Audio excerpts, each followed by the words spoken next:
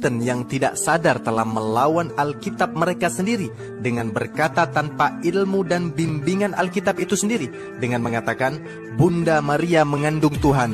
Bahkan ada umat Kristen yang lebih parah lagi mengatakan Yesus adalah Allah itu sendiri yang menjelma menjadi manusia. Padahal di Alkitab mereka sendiri mengatakan bumi tidak akan mampu menampung kehadiran Allah, apalagi rahim manusia, apalagi sekedar tubuh Yesus.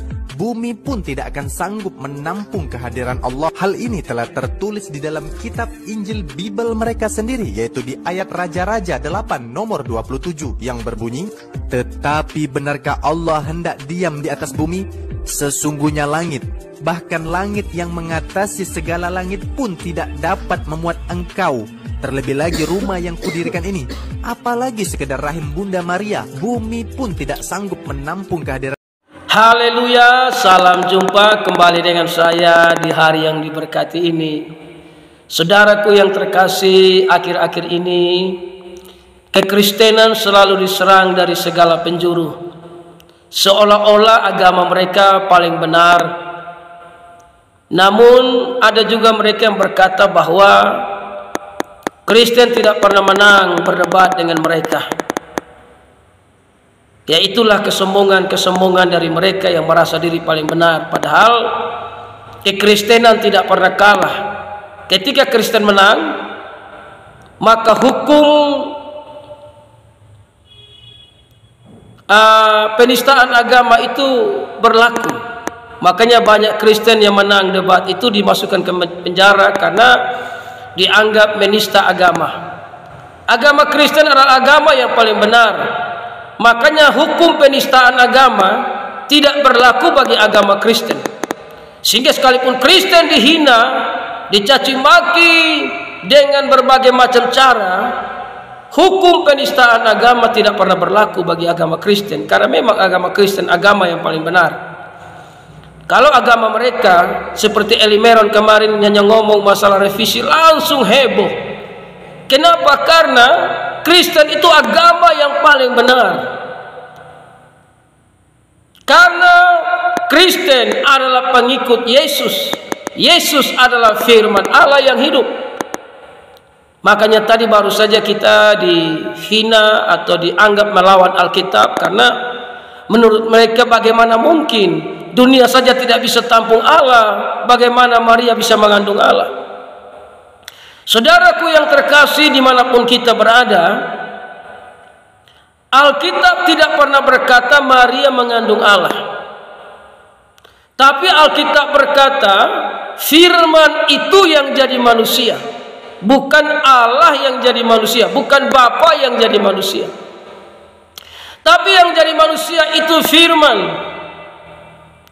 Tapi firman dinyatakan sebagai Allah karena firman dan Allah itu adalah satu.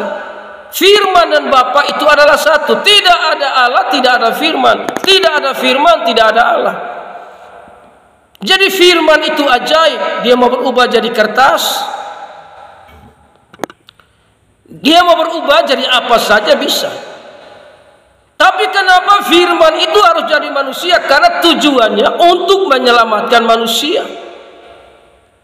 Makanya dalam Matius 1 ayat 18, kelahiran Yesus Kristus.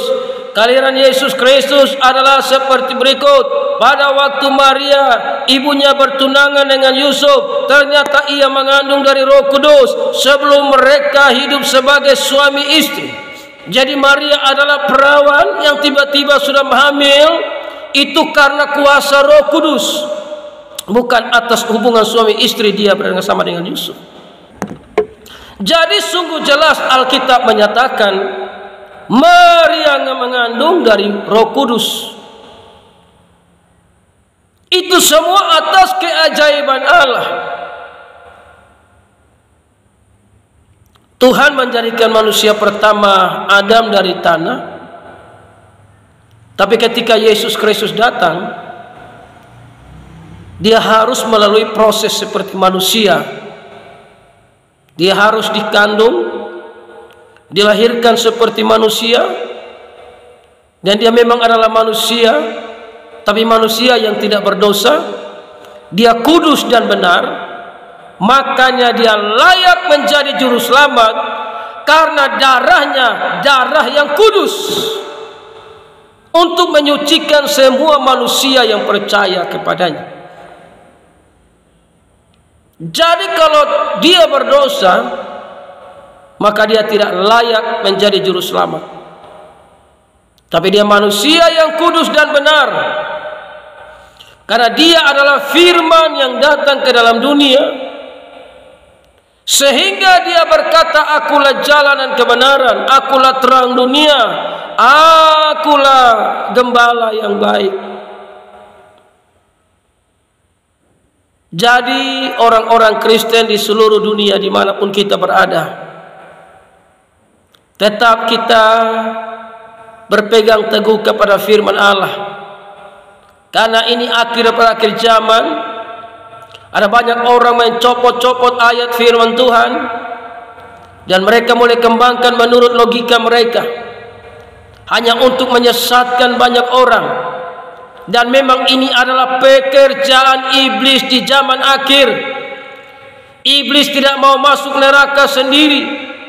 Dia akan mengajak banyak orang supaya dia punya teman yang banyak di neraka, yaitu mereka yang menolak Yesus, menolak sorga. Terima Yesus, terima sorga. Makanya di ayat 19, karena Yusuf suaminya seorang yang tulus hati dan tidak mau mencemarkan nama istrinya di muka umum, ia bermaksud menceraikannya dengan diam-diam. Ayat 20, tetapi ketika ia mempertimbangkan maksud itu, malaikat Tuhan nampak kepadanya dalam mimpi dan berkata, Yusuf, anak Daud, jangan engkau takut mengambil Maria, sebab istrimu, sebab anak yang di dalam kandungan adalah dari Roh Kudus. Garis bawahi, dari Roh Kudus. Artinya perbuatan Roh Kudus yang ajaib itulah yang membuat Yesus Kristus ada di dalam kandungan Maria. Jadi yang jadi manusia itu firman yang dikerjakan oleh Roh Kudus. Jadi bukan Maria mengandung Allah. Maria mengandung Yesus yang adalah firman yang dikerjakan oleh Roh Kudus. Anda tidak akan paham karena Anda dibutakan oleh indah zaman. Makanya yang kerja cuma hanya menghina, mengejek, mengolok. Namun ayat 21, ia akan melahirkan anak laki-laki dan engkau menamakan dia Yesus, karena dia yang akan menyelamatkan umatnya dari dosa mereka. Lukas 1:31, sesungguhnya engkau akan mengandung dan akan melahirkan seorang anak laki-laki dan hendaklah engkau menamai dia Yesus. Jadi nama Yesus, nama yang diberikan Allah, adalah nama yang ajaib, yang menjadi juru selamat dunia. Di luar Yesus engkau tidak akan selamat, tapi di dalam Yesus engkau selamat, menikmati anugerah keselamatan.